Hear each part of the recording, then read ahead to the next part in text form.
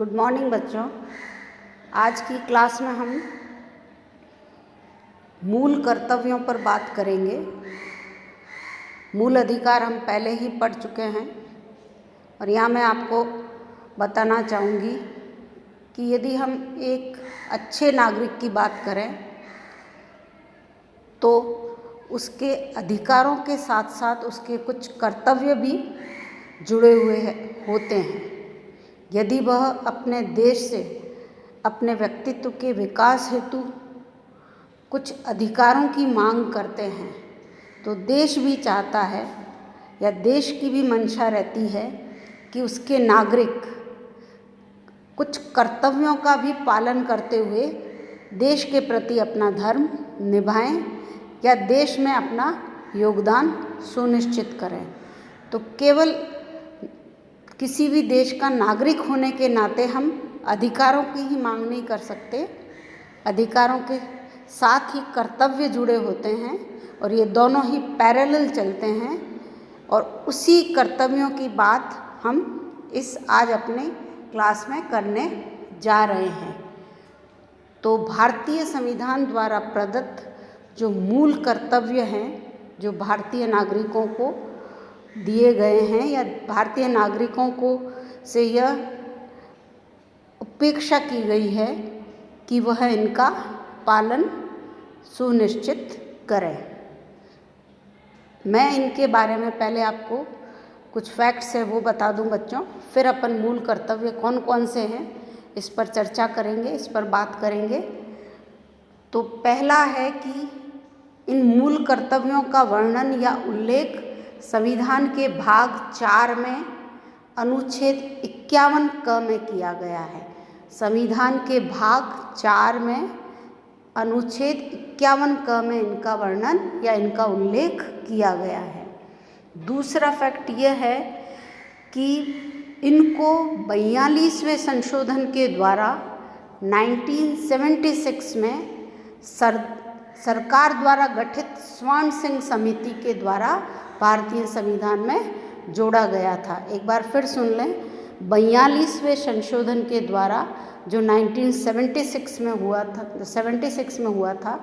76 में सरकार द्वारा गठित स्वर्ण सिंह समिति की सिफारिशों के आधार पर या सिफारिशों पर भारतीय संविधान में जोड़ा गया था। तीसरा फैक्ट यह है कि ये मूल कर्तव्य हमारे संविधान में सोवियत संघ के संविधान से प्रेरित हैं या वहाँ से लिए गए हैं, ये कह सकते हो आप। और चौथा फैक्ट ये है कि मूल रूप में भारतीय संविधान में 10 कर्तव्य जोड़े गए थे, परंतु 2002 में 86वें संशोधन के द्वारा एक कर्तव्य को और इसमें जोड़ा गया है। तो इस प्रकार से मूल कर्तव्यों से संबंधित ये फैक्ट्स हैं जिन पर हमने बात की बच्चों। और अब आते हैं हम मुख्य मूल कर्तव्य हैं उन पर। तो पहला कर्तव्य है संविधान का पालन करें, उसके आदर्शों, संस्थाओं, राष्ट्रध्वज और राष्ट्रगान का आदर करें। दूसरा मूल कर्तव्य जो नागरिकों से अपेक्षित है वह है कि स्वतंत्रता के लिए हमारे राष्ट्रीय आंदोलन को प्रेरित करने वाले उच्च आदर्शों को हृदय में संजोए रखें और उनका भी पालन करें। तीसरा मूल कर्तव्य है भारत की संप्रभुता, एकता, अखंडता की रक्षा करें और उसको अक्षुण्ण बनाए रखें। चौथा मूल कर्तव्य है कि देश की रक्षा करें और आह्वान किए जाने पर राष्ट्र की सेवा के लिए उपस्थित रहें। पांचवा मूल कर्तव्य है बच्चों, भारत के सभी लोगों में समरसता और समान भ्रातृत्व की भावना का निर्माण करें और जो धर्म, भाषा और प्रदेश या वर्ग पर आधारित सभी भेदभावों से परे हों ऐसी प्रथाओं का त्याग करें जो महिलाओं के सम्मान के विरुद्ध है। छठा जो कर्तव्य है, मूल कर्तव्य हमारे संविधान में हमें पालन के लिए कहा गया है, वह यह है कि हमारी सामाजिक संस्कृति की जो गौरवशाली परंपरा है उसके महत्व को समझें और उसका परिरक्षण यानी उसका संवर्धन या उसको पोषित करें।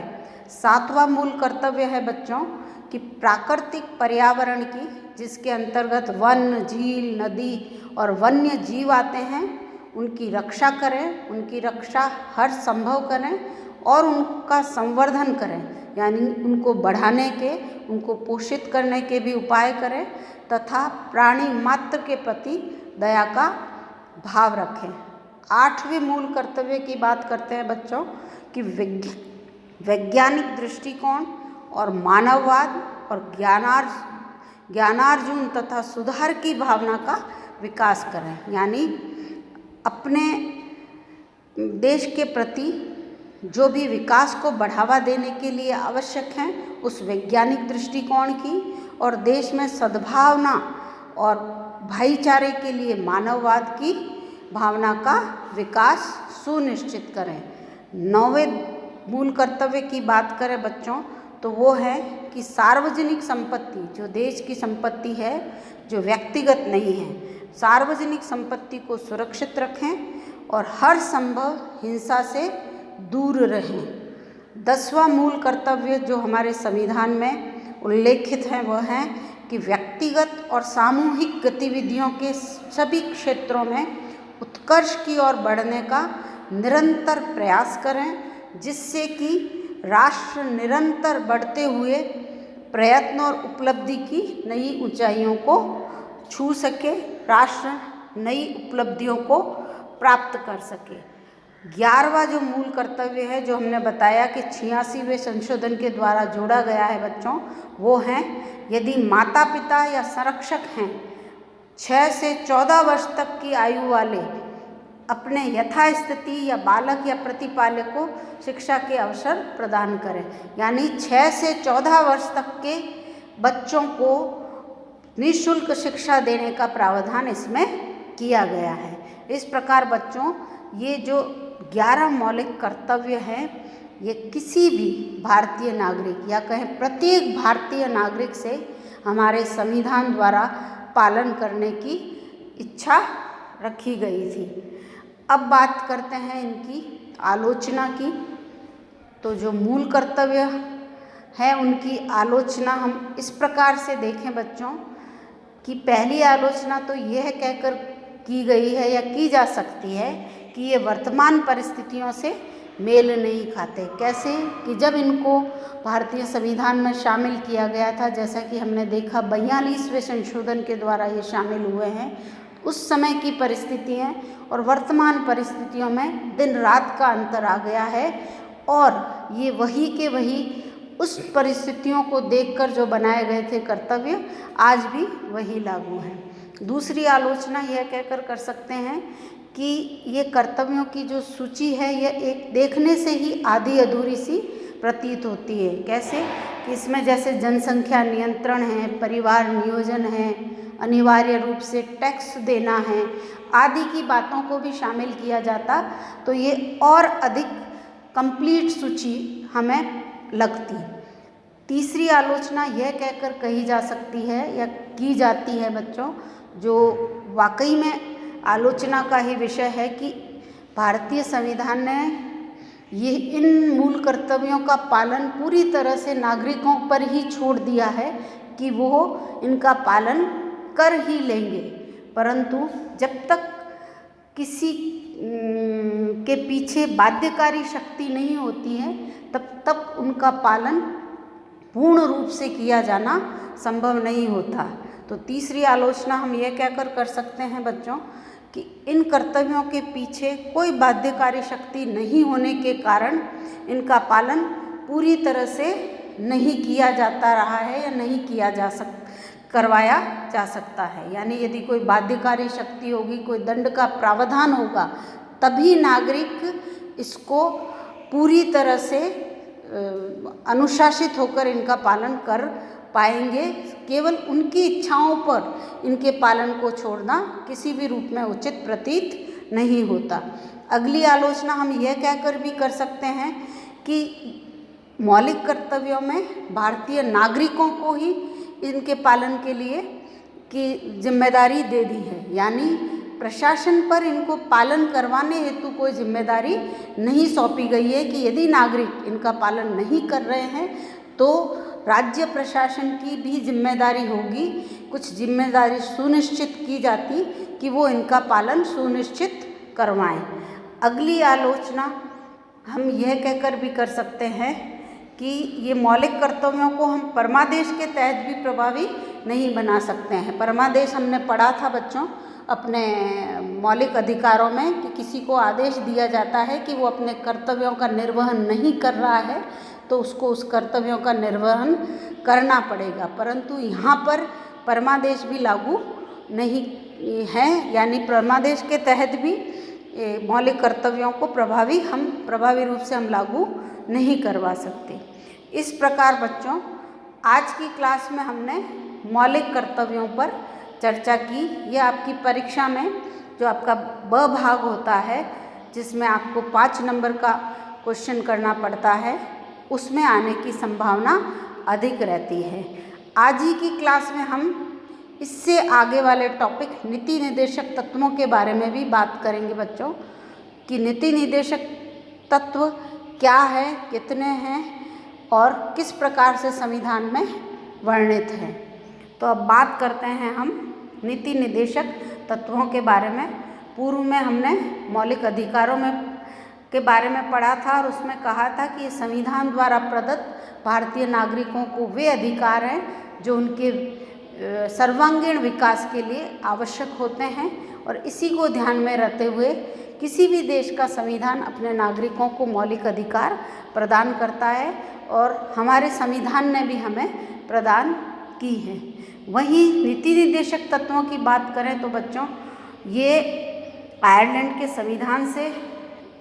लिए गए हैं हमारे संविधान में और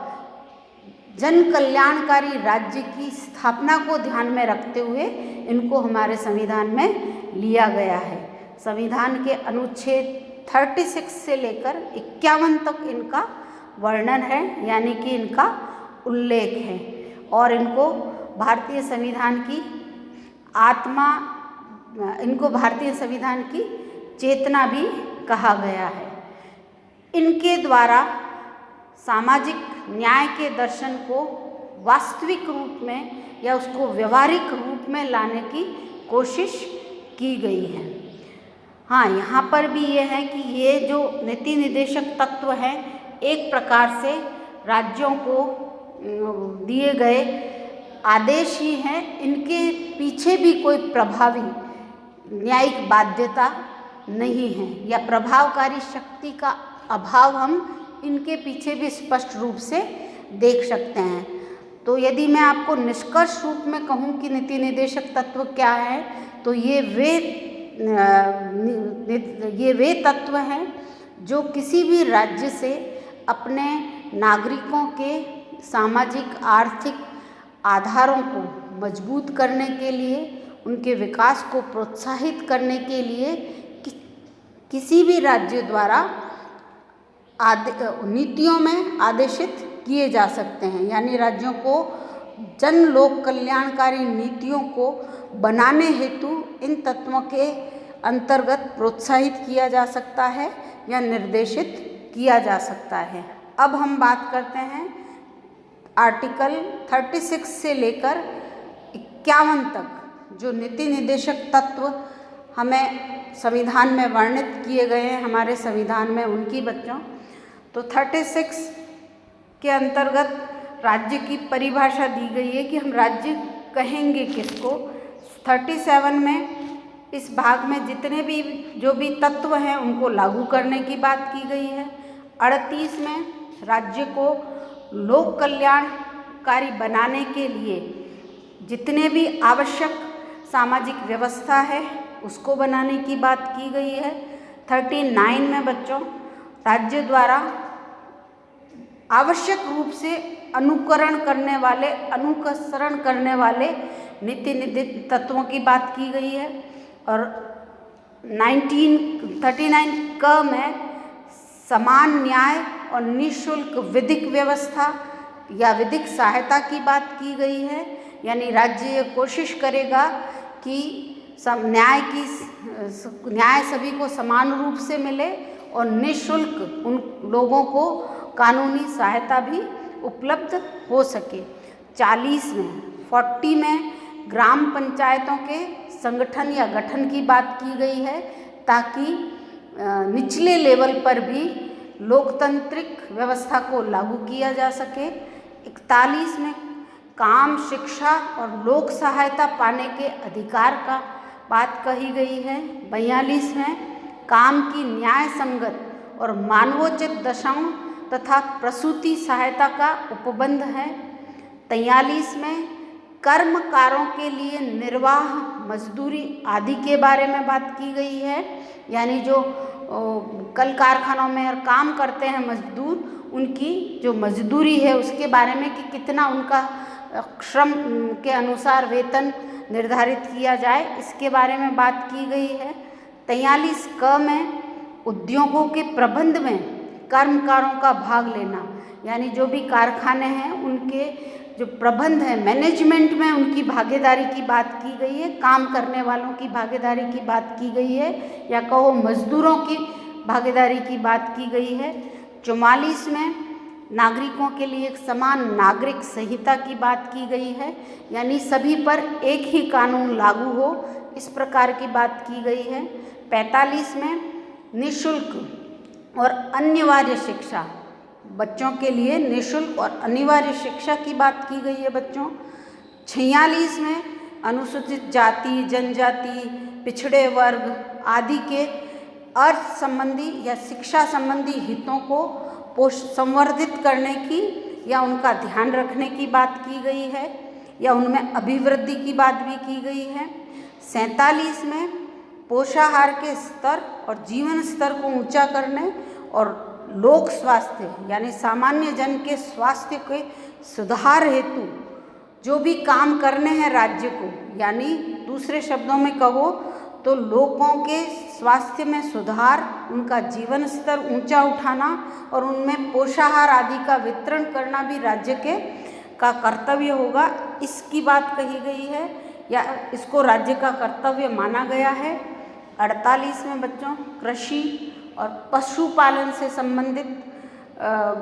का उल्लेख है, यानी कृषि से संबंधित और पशुपालन से संबंधित जितनी भी आवश्यक व्यवस्थाएं हैं वो राज्य को करनी चाहिए, जिससे कि कृषि में और पशुपालन में को भली भांति विकसित होने का मौका मिले। 48 क में पर्यावरण के संरक्षण, उसके संवर्धन, वन तथा अन्य वन्य जीवों की रक्षा करने की बात कही गई है।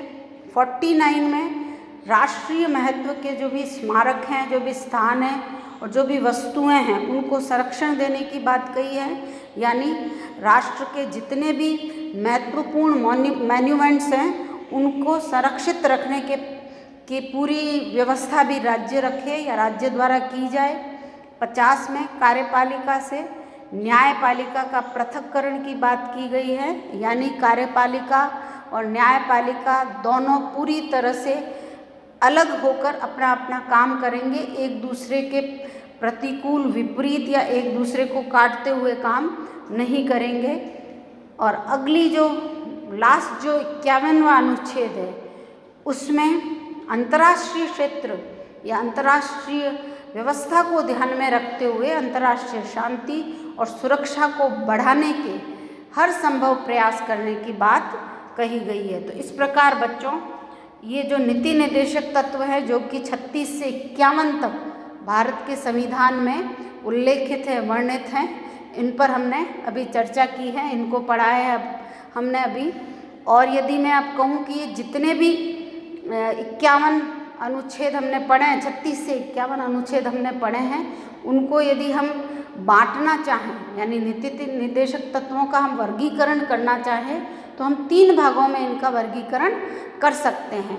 तो ये जो 3 भाग हैं उनके बारे में अब हम चर्चा करने जा रहे हैं, जिनको में कि हम नीति निर्देशक तत्वों को बांट सकते हैं। तो जो पहला वर्ग है वह है सामाजिक और आर्थिक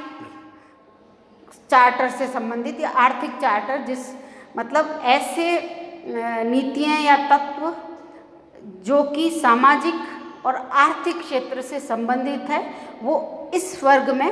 आएंगे। और इसके अंतर्गत हम ले सकते हैं, जैसे राज्य एक ऐसी सामाजिक व्यवस्था करेगा जिसमें सभी को सामाजिक, आर्थिक और राजनीतिक न्याय प्राप्त हो, या उसकी स्थापना हो, या उसका संरक्षण करे वह, और ऐसा करते हुए वह लोक कल्याण के लिए के कार्यक्रमों में बढ़ाएगा, या आप कहोगे लोक कल्याण के कार्यों में अभिवृद्धि करेगा। मैं एक बार पुनः इसको पढ़ना चाहूँगी बच्चों कि जो सामाजिक और आर्थिक चार्टर से संबंधित जो भी उपबंध हैं वो इसमें हम शामिल कर सकते हैं। तो अनुच्छेद 38 क में इसके तहत कहा गया है कि राज्य ऐसी सामाजिक व्यवस्था की जिसमें सामाजिक, आर्थिक, राजनीतिक न्याय, राष्ट्रीय जीवन की सभी संस्थाओं को अनुप्राणित करे, भरसक प्रभावी रूप में स्थापना और संरक्षण करके लोक कल्याण की अभिवृद्धि का प्रयास करेगा। दूसरा इसी चार्टर में जो नीति निर्देशक तत्व आता है वो है बच्चों आर्थिक न्याय से संबंधित, जिसमें अनुच्छेद 39 में कहा गया है कि राज्य अपनी नीति का इस प्रकार संचालन करेगा कि पुरुष और स्त्री नागरिकों को समान रूप से जीविका के पर्याप्त साधन प्राप्त करने का अधिकार हो, पुरुषों और स्त्रियों दोनों को समान कार्य के लिए समान वेतन प्राप्त हो, पुरुष और स्त्री कामगारों के स्वास्थ्य और शक्ति का तथा बालकों की सुकुमार अवस्था का दुरुपयोग नहीं हो, यानी छोटे बालकों को काम में न लगाया जाए, और बालकों के स्वस्थ विकास के अवसर और सुविधाएं दी जाए, यानी जो कामगार आ रहे हैं उनके जो छोटे बच्चे उनके साथ आते हैं काम पर, उनके स्वस्थ विकास की या उनके लालन पालन की भी उचित व्यवस्था वहाँ की जाए, उनको सुविधाएं दी जाए कि वो उनका वहाँ पर ध्यान रख सकें जहाँ पर कि वो काम कर रहे हैं, तथा नैतिक और आर्थिक परित्याग से भी उनकी रक्षा की जाए। साथ ही अनुच्छेद 48 और 39 में वितरण मूलक न्याय के सिद्धांतों को भी साकार करने की कोशिश की गई है, जिससे कि सामाजिक, आर्थिक और राजनीतिक न्याय की स्थापना हेतु निर्देशित किया गया है, और इसके लिए सभी प्रकार की सामाजिक असमानताओं को समाप्त करने की भी बात की गई है। यानी 38 और 39 के संदर्भ में सामाजिक असमानताओं को समाप्त किया जा सके, इसके प्रावधान दिए गए हैं। अब दूसरा जो वर्ग है, हमने कहा कि नीति निर्देशक तत्वों के निम्नांकित वर्गों में हम बांटते हुए अध्ययन करें, तो वो अभी हम इस क्लास में उसी पर हम अब चर्चा कर रहे हैं। तो पहला तो था सामाजिक और आर्थिक चार्टर, और दूसरा है सामाजिक सुरक्षा से संबंधित चार्टर, यानी कौन से वो अनुच्छेद हैं जो सामाजिक सुरक्षा से संबंधित हैं। तो इसमें हम शामिल करेंगे अनुच्छेद 43 का, जिसमें उद्योगों के प्रबंधन में कामदारों की भागीदारी, बुढ़ापा, बीमारी, निःशक्तता में काम, शिक्षा और लोक सहायता पाने का अधिकार, मानवोचित दशाएं, यानी मानव के लिए जो भी उपयोगी व्यवस्थाएं हैं कामगारों के लिए, उनकी व्यवस्था को देखना, कामगारों के लिए निर्वाह मजदूरी, यानी जो उनकी न्यूनतम मजदूरी डिसाइड करना है, उसके बारे में भी इसमें कहा गया है। साथ ही 14 वर्ष तक की आयु के बच्चों को जब तक कि वे 14 वर्ष की आयु प्राप्त नहीं कर लेते तब तक निःशुल्क और अनिवार्य शिक्षा देने, और 86वें संशोधन के द्वारा उनको शिक्षा देने का उपबंध भी इसमें जोड़ा गया है। इसके अलावा पोषाहार है, जीवन स्तर को सुधारना है, मद्यपान निषेध है, पिछड़े दुर्बल वर्गों के हितों की रक्षा करना है, आर्थिक रूप से पिछड़े हुए लोगों को न्याय और निःशुल्क विधिक सहायता देना है, आदि की बात भी इसमें